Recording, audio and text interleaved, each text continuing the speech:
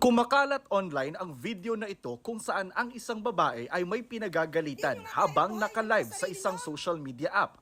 May mga nagsasabi na tila isa siyang guro. Naka-private na ang account ng nag-live pero may mga nakapag-record at upload nito. Ay, hindi ako nag-board exam para lang hindi irespeto ng mga katulad niyong wala pa lamang nararating sa buhay.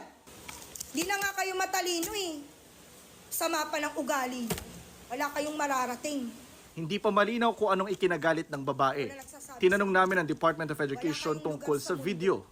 Sabi ng DepEd, bineberipika na nila ito. Kailangan lang daw muna nila ng kumpletong incident report para malaman kung ano ang kanilang magiging aksyon.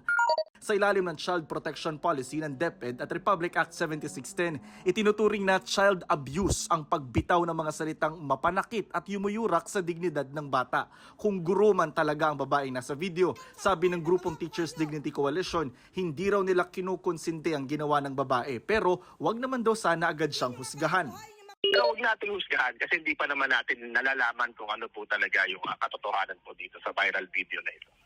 Sabi pa ng grupo, may mga pagkakataon na kailangan daw talagang disiplinahin ng mga estudyante. Kaya panawagan ng grupo sa gobyerno.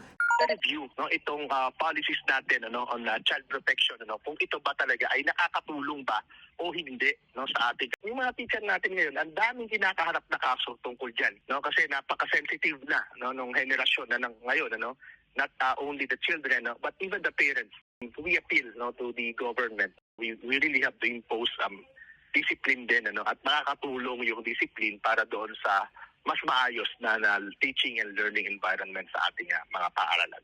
Para sa GMA Integrated News, Jonathan Andal, nakatutok 24 oras.